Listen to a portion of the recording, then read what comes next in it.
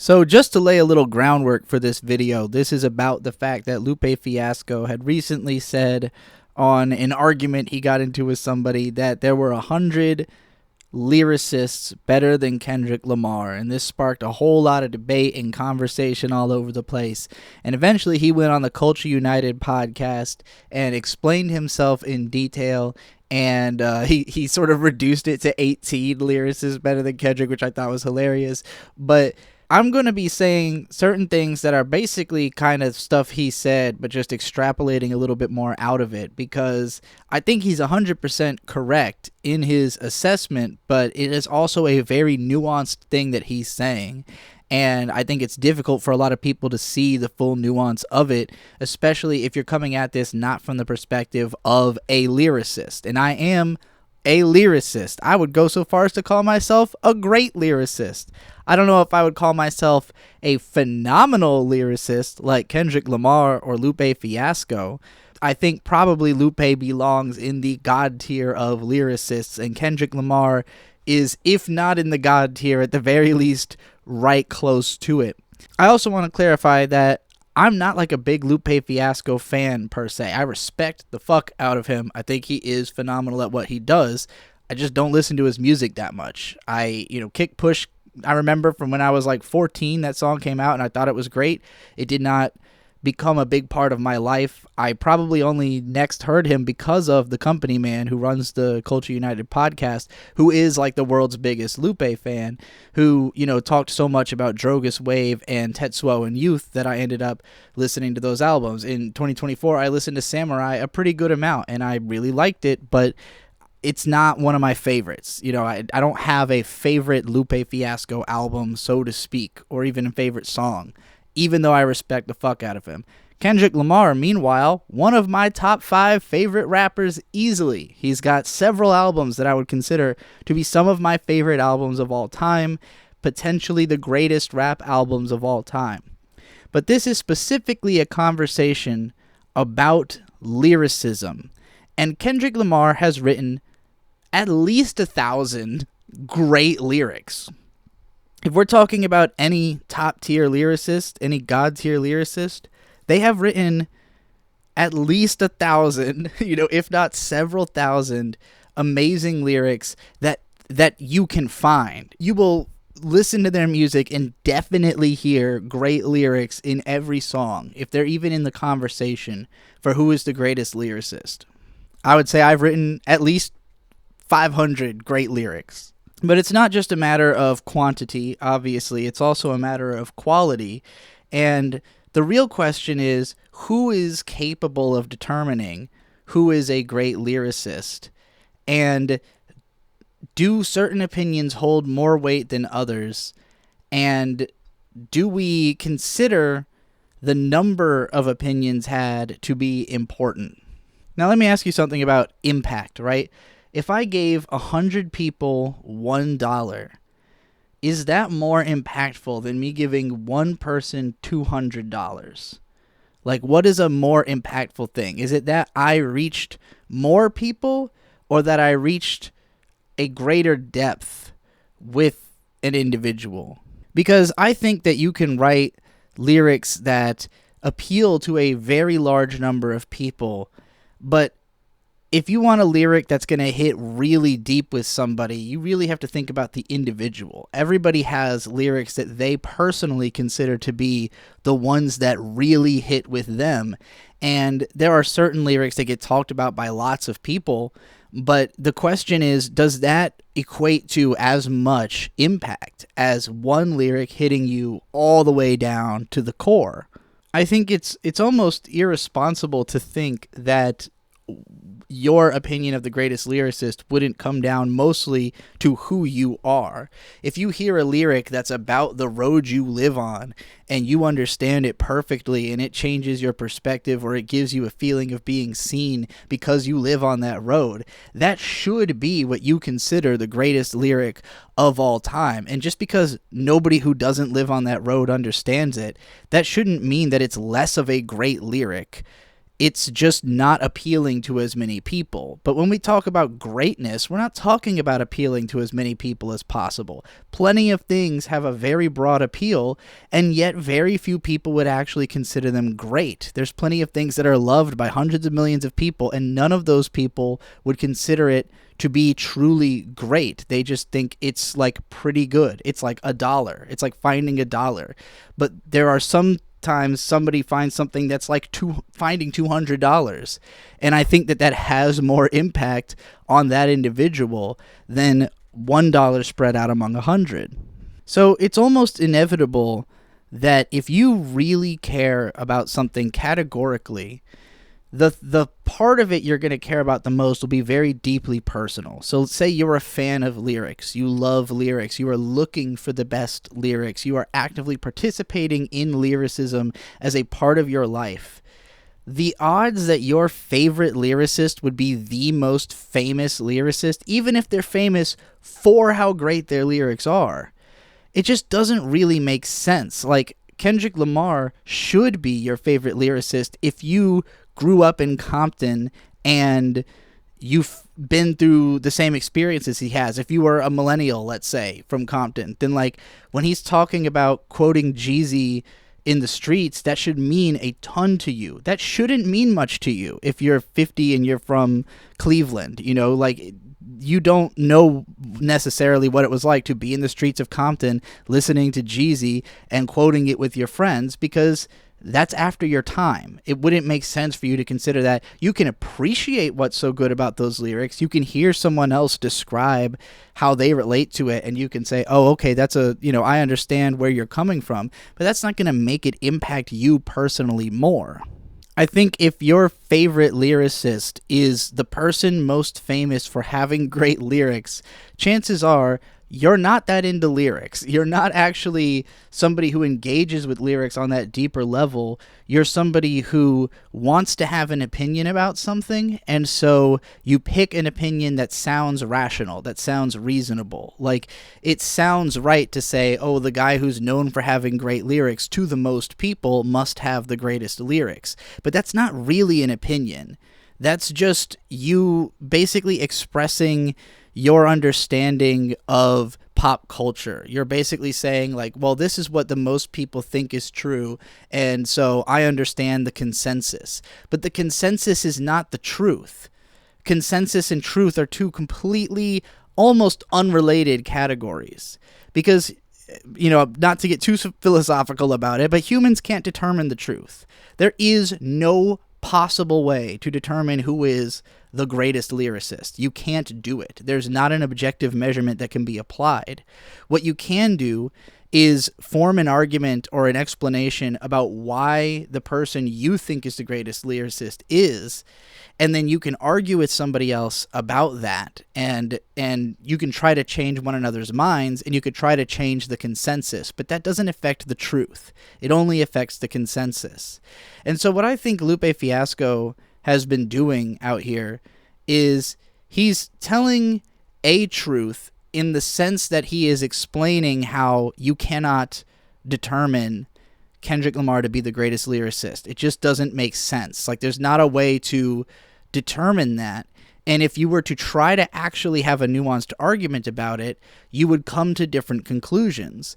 And he's trying to put that forth, but people aren't ready to have a nuanced conversation about lyricism because not enough people who are trying to have the conversation actually know the subject. They don't actually understand lyricism on a level that they can have a meaningful, nuanced conversation about it.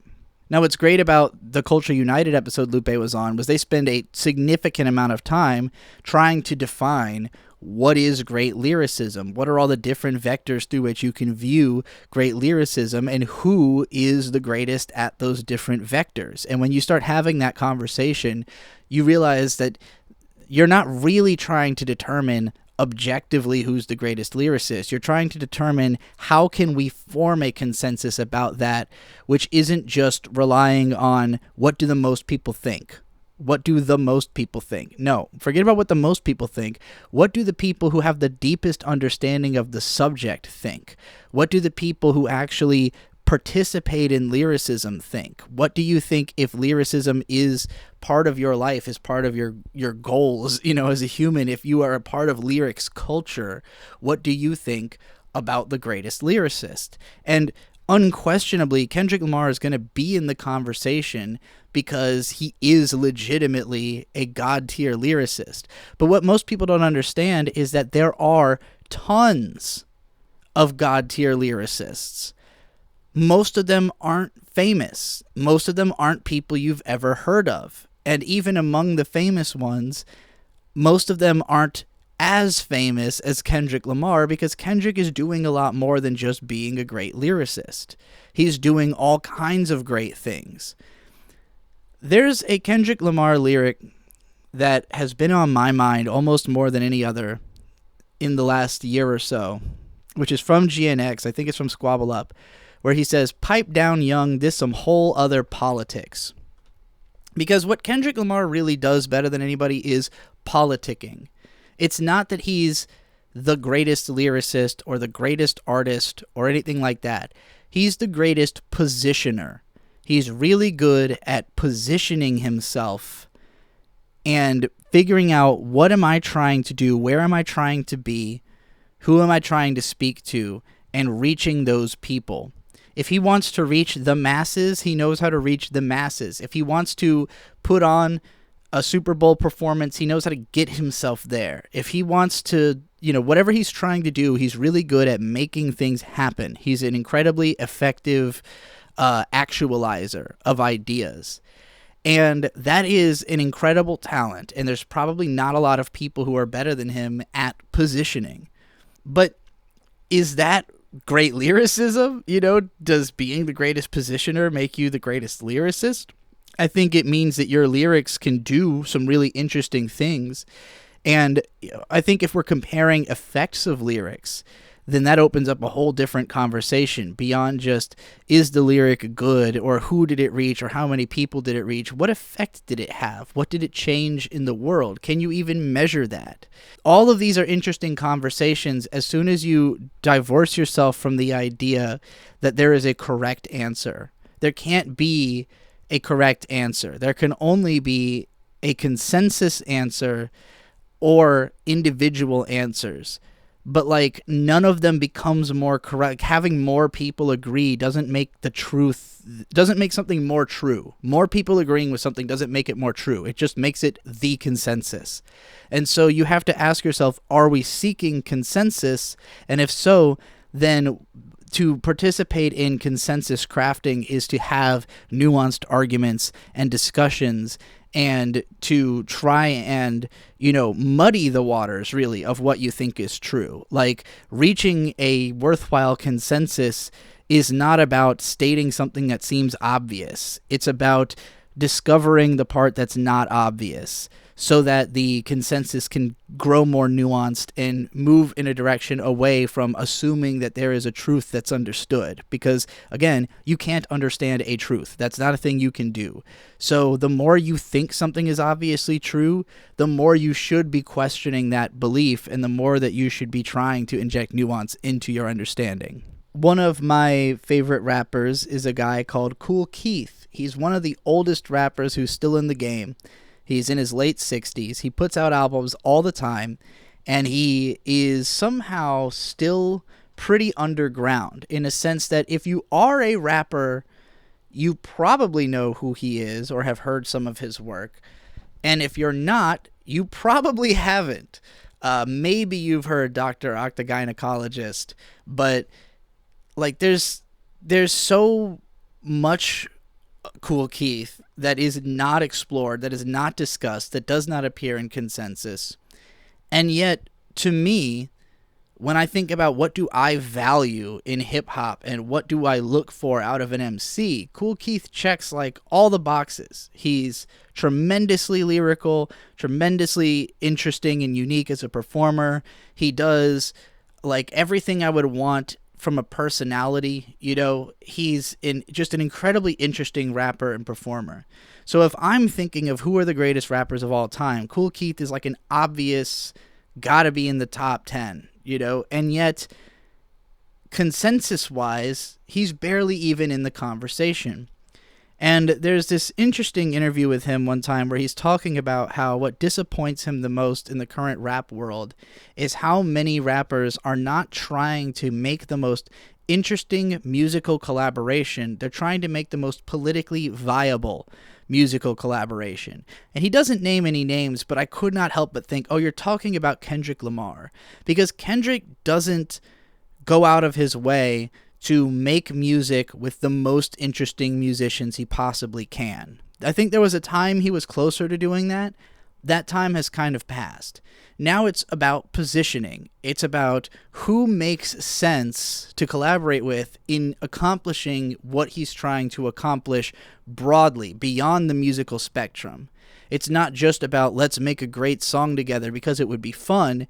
It's about let's make an effective song that's going to position me where I want to be. And so Kool Keith, who is still just doing it for the love of hip hop, for the love of just making interesting, fun stuff, probably would love to work with Kendrick because the result would be incredibly interesting. But it would not be politically viable from Kendrick Lamar's perspective. So it's never going to happen unless Kendrick changed the way that he was operating so that it wasn't about positioning, it wasn't about political maneuvering, but was in fact about just having fun and making great art. And I think part of this Culture United conversation that also intrigued me was Lupe basically talking about how his perspective on sharing his opinions has changed so much through the reaction people have had to him saying this Kendrick Lamar quote, that he just kind of wants to shut up and get out of discourse and go do his own thing. He's like, you're not going to hear from me for a little while because I realize things are very different from how I thought. And I think that what he's talking about is realizing that people are looking at this so much more politically than they are in terms of a discourse. People are not trying to have a discourse. They're trying to play politics with their opinions. And you see this tremendously on the current internet. The internet has become a bunch of people trying to position themselves because there's so much profit to be had in opinion.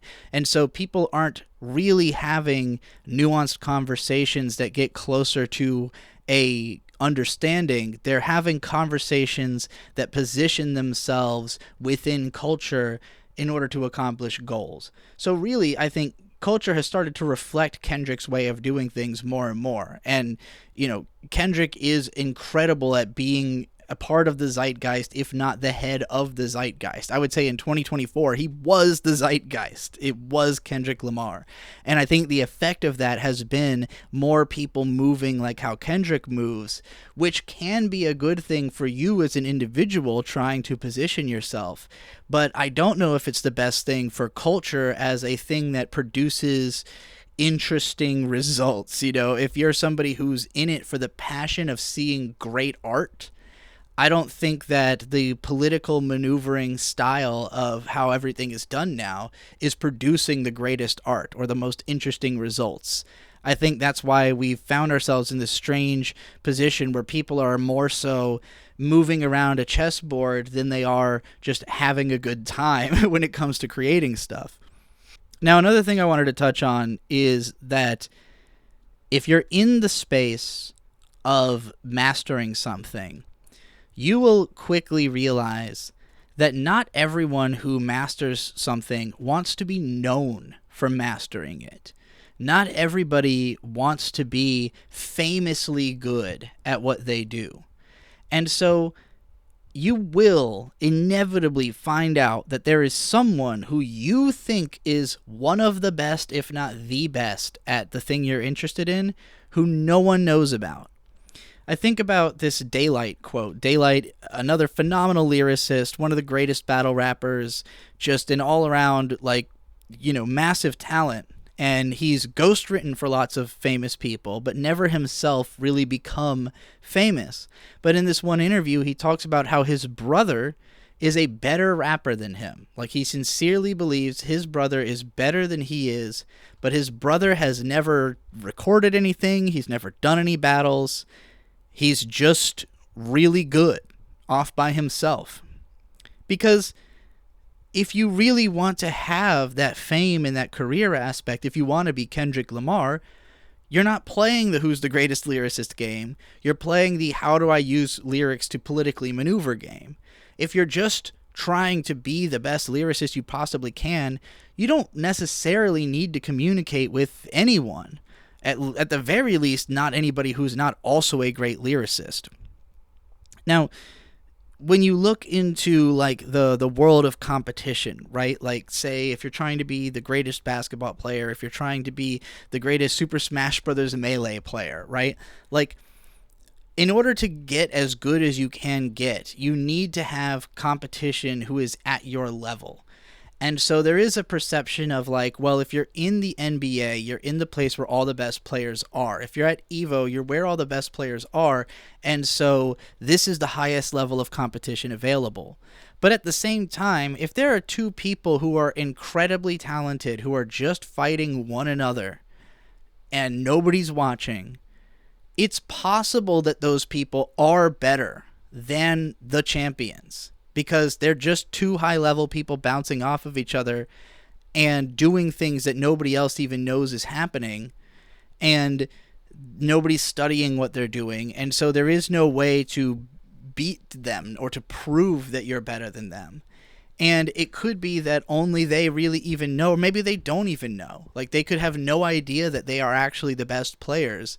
It could be that, you know, they might watch a competition and then think like, well, we could beat all of those people, but do you want to? Do you want to incur the cultural zeitgeist to have its eyes on you? Or would you prefer to just be alone with your skills? Some people master one aspect and then they don't really care about another aspect that would be necessary in order to become somebody who's known for what they do. Now, for me, moving through the hip-hop world, I have only a few times really hung around with other rappers. And what I came to realize is that even the lower level, like the people who are not heard of, who you know, don't really have recognition for their talents, a lot of them are insanely talented. And there's plenty of people who no one's really heard of who write thousands of great lyrics, and they don't self-promote enough, or they don't try to make political maneuvers through the industry, or they pissed somebody off and now they're not allowed in the industry. You know, there's tons of people who are incredibly good at different aspects of this thing that you're not going to hear about unless you go looking for them. And again, you'll never find everybody. There's probably the person who is the greatest lyricist in the world, no one's heard him rap. You know, like, it's very possible. But if you are in the lyrical world and you're with people who are just worried about getting their lyrics the best, then you will inevitably know people who are definitely better at lyrics than somebody who is splitting their time between mastering lyrics and mastering political maneuvering through the music world, or people who are splitting their time between pop and lyricism, people who are trying to do more than one thing. And so the greatest lyricists almost can't be people you've heard of, because the process of becoming someone you've heard of takes you away from the grind of being better at lyrics. So if you're not in pursuit of it and you're not in a place where you would find the greatest lyricists, you won't. And so again, this brings us back to the consensus argument, right? Like, if I, as somebody who really studies and appreciates lyrics, meet someone who I think is the greatest lyricist of all time, and no one's heard of them but me, but their lyrics shake me down to my core, and I truly believe that, like, studying this person is the key to unlocking great lyrics. Does it matter if 100 other people think it's somebody else if they don't care as much as I care? You know, like, And I'm sure some of them do, right? There are probably some people who truly believe Kendrick is the greatest lyricist, and that they will die for this belief. But, like, I don't know if I can take their opinion as seriously as somebody who is actually in the world of lyricists. I don't think Kendrick Lamar would say he was the greatest lyricist of all time. This is not for lyricists is at the opening of one of his albums, because it's not always for lyricists. Sometimes it's for what it's trying to do. And you can say, again, that effectiveness of lyrics is a part of the consideration of what makes them great, but I don't think you can ever just point to one thing and say, well, that makes you the greatest lyricist of all time. The number of bars or the depth of bars or the effectiveness of bars, these are interesting conversations, but there is no consensus to be reached. I don't think anybody who really participates in lyricism, in hip-hop, would think that any mainstream rapper was the greatest lyricist of all time. I think you definitely know somebody you think is a better lyricist. I think Bus Driver is a better lyricist than Kendrick Lamar. And he's still relatively famous. He's a pretty underground rapper, but that's still somebody who I suspect Bus Driver knows somebody that he thinks is better than himself. I suspect that every successful rapper has a unsuccessful rapper they look up to, that they probably have begged to let it be known that they are so good, and that person goes, I don't need to be known for it. I don't need everybody else to consider me the greatest lyricist. I'm just doing it because I want to do it. It's not about the recognition. So I think it's inevitable. There must be 100 lyricists better than Kendrick Lamar. And if you want to say that the greatest rapper, just in general, is the most effective rapper, the one who is the most recognized for the quality of their skill by the most people, sure, Kendrick Lamar has a strong contention for greatest rapper of all time. Very strong. If you have any, if you in any way consider consensus to matter, it is hard to reach a consensus that Kendrick is not one of the greatest rappers of all time. I think it is way harder to reach a consensus that he is the greatest lyricist of all time, because there is so much more nuance to that conversation. And rapper is such a broad general term that it barely means anything. King Green has talked a lot about this lately in their discussion. King Green and Torre discussing this. King Green kept saying, like, if you try to have a conversation about who's the greatest rapper, you can basically pick anybody, because rapper means, this huge category of different things. But if we're talking about who's the greatest lyricist, we have to actually break down what lyricism means, what is greatness at lyricism, and then study different lyricists and determine, do they meet these criteria? There is no unifying criteria for greatest rapper. It is kind of like just saying, all right, well, who do the most people think is the greatest rapper? Which the answer would be Tupac. So, like, Tupac is still the greatest rapper of all time if we're just talking about, if you polled every single person who listens to rap music and what number, what person had come up the most times, Tupac's going to win. Kendrick Lamar might win in 5-10 years when, Tupac's not really as known by younger people. But, like, if that means greatest rapper of all time, sure. But does that mean greatest lyricist of all time? Do we consider the greatest lyricist to be the person who's going to come up the most times when people are asked who is the greatest lyricist? Or is it going to be that we ask lyricists who are in that caliber who they think? I think Lupe Fiasco's opinion about who is the greatest lyricist matters tremendously more than almost anybody else's, because he's actually one of the greatest lyricists. And if he says, I don't even think I'm in the top 100, which on this podcast there's a point where he talks about, the greatest punch. He considers punchlines to be the most important thing, and that neither him nor Kendrick are near the top. That sounds way more correct than thinking that the top punchline rapper would be someone everyone's heard of and everyone's considering as a great punchline rapper. Like, why would the average person know who the greatest punchline rapper is? And especially, why would they know over somebody who is actually in the world of punchline rapping? They wouldn't. So Yeah, I just wanted to offer some perspective on this because I very much am on Lupe's side in this argument. And it was fascinating to listen to him on Culture United talking about just the level on which fan discourse about an industry cannot really, like, it just doesn't really ring true to people who are in it, because when you're in it you understand it on a level that you can only understand if you are in it. And so people who talk about this stuff from the outside, it's not that they're not allowed to have an opinion or to voice it, it's just that it doesn't resonate with people who are actually in the thing, because it feels like you are looking in from the outside and you might be way outside. And if the more famous you are, the more people who are having an opinion about you are way outside of what you're doing. And that's why I think a lot of people don't want to be famous. If you don't want to hear what some person who has nothing to do with you thinks about what you do, then you wouldn't want to become famous. And sometimes it happens to people by accident, or they don't understand the consequences before they get into it.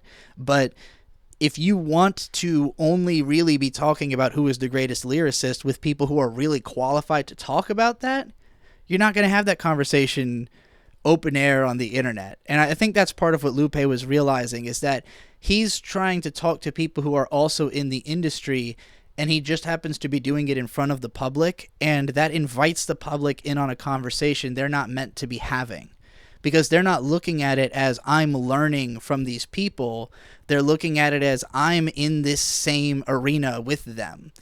And I respect what Lupe, I think, had been trying to do, which is something similar to what I've tried to do, which is I like to try to bring people in. I don't want to treat you like you're beneath me. And I think a lot of the time when people talk about somebody who they consider to be more famous than themselves, and they treat them as if it's like fair game to be disrespectful, or to talk about them just because they're famous, or they see you as having more than they have, you're really putting yourself down. Like, you're saying, I am lesser than you, and therefore I'm going to try to drag you down to me.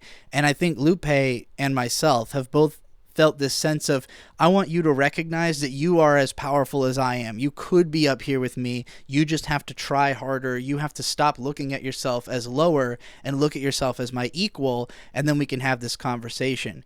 But a lot of people are not interested in that. They don't want to be your equal. They want to be where they are, and they want to try to drag you down, And so it's not really about feeling above it, or feeling like, I want to treat you as though we're in the same space. It's like, if that person is not willing to come into your space and actually be a part of what you're doing, you probably shouldn't really communicate with them. It might not be worth it. And I think that's what Lupe has been realizing is, maybe it's not worth trying to bring people in if they don't want to be in. They want to throw stones from outside, And I don't know. I feel lucky that I don't have to deal with that very much. Like, I'm at a position where I don't hear people talking about me very often. So I feel like most of the people I'm communicating with are inside my world and are having the conversation I'm actually trying to have.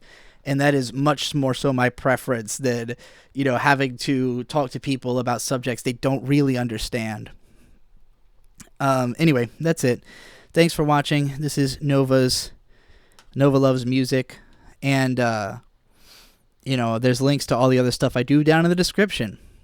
Bye.